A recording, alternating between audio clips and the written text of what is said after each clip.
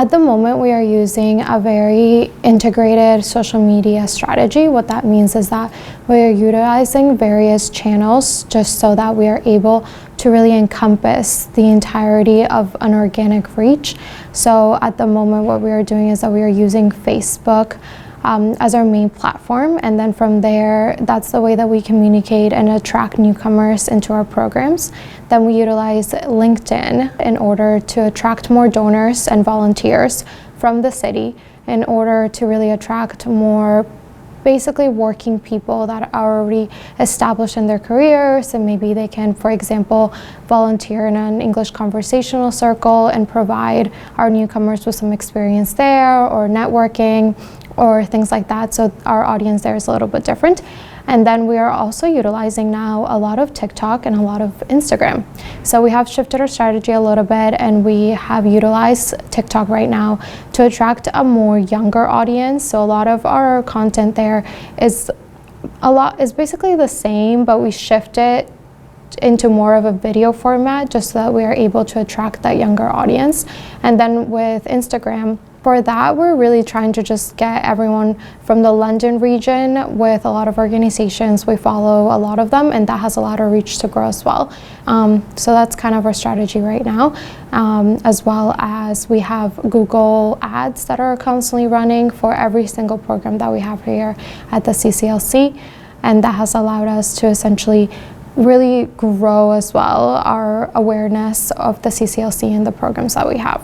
So some of the outcomes that we are looking for from the strategy, I think short term is really that brand awareness piece, just to overall get everyone talking about the CCLC. Everyone in London at least knows that we are one of the best settlement agencies, and then they refer people to us.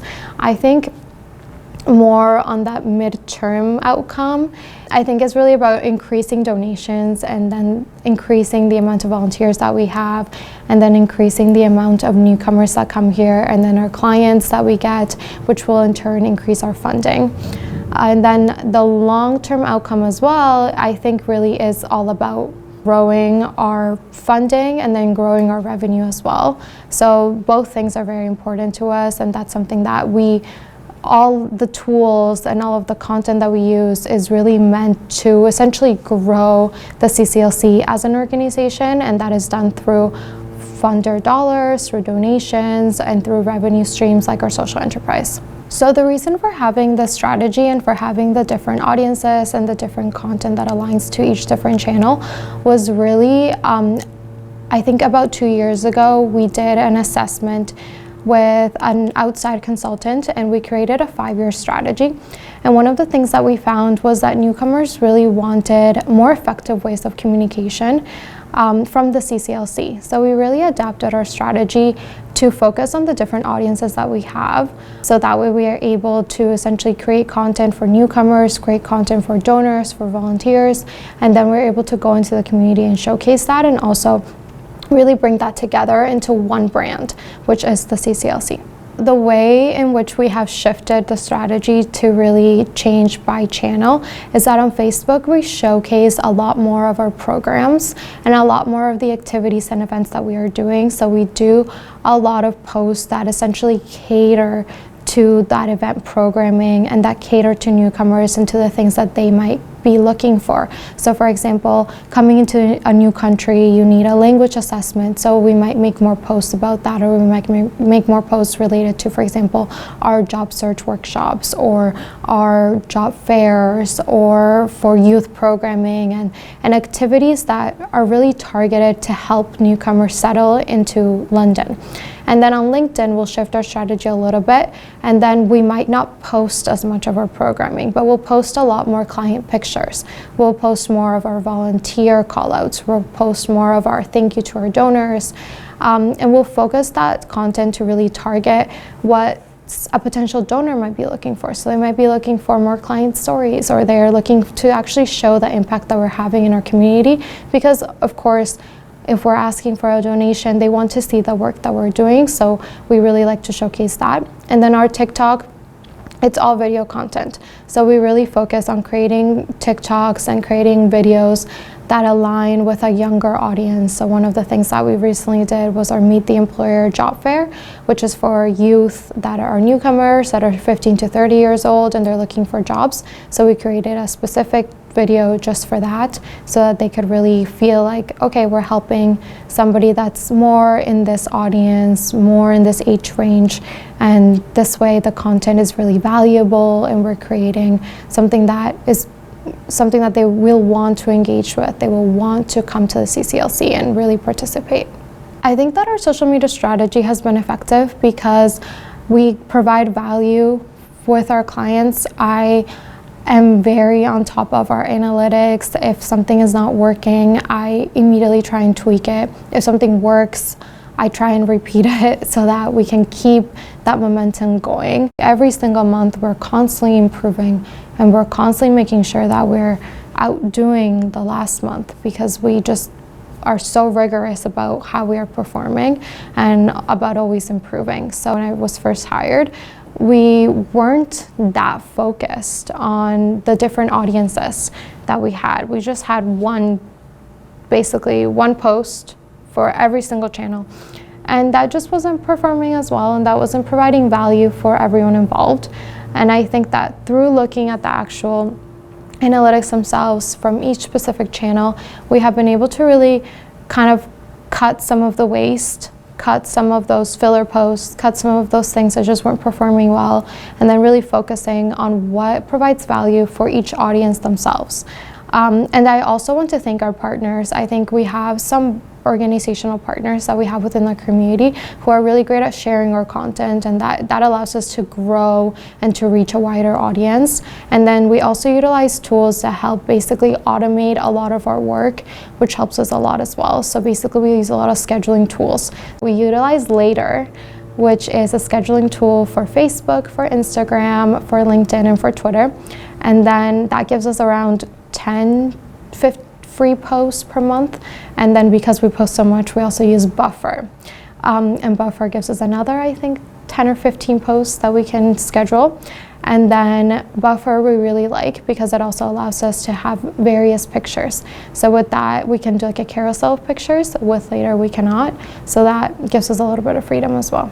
We look at the best times that our content is performing on Facebook, and then we schedule it for that time, and then we schedule our posts. For example, our frequency right now is about 3 times per week. Sometimes it's more, and that has really worked for us. So we try and be as efficient as possible by utilizing those tools that are available and that we have. So the methods that we use to evaluate the strategy are really those traditional pathways that I think most organizations use. Meta analytics, and then that's for Facebook, for Instagram. TikTok also has analytics that can share with us basically, since we are an organization rather than a personal profile. LinkedIn also does a great job of providing us with analytics, as well as our website host, Squarespace. They really do a really great way of basically providing us with our website analytics and the way in which are we getting direct, are we getting Google ad searches that are coming from Google, are we getting them from Facebook. So it does a really great way of showing us the pathways in which we are acquiring new visitors. And then Google, of course, shows us another great way of just measuring our analytics, measuring how our campaign is performing, and then what we can do to tweak it and improve it. And that's how we create our strategies moving forward. So some of the key findings that we have is that the human-centered approach really just outperforms every other content that we have. So that human-centered approach means client pictures, client stories, client videos, anything that shows the impact that we're having. Any of those activities, even if it's just kids bowling, performs way better than anything else that we post.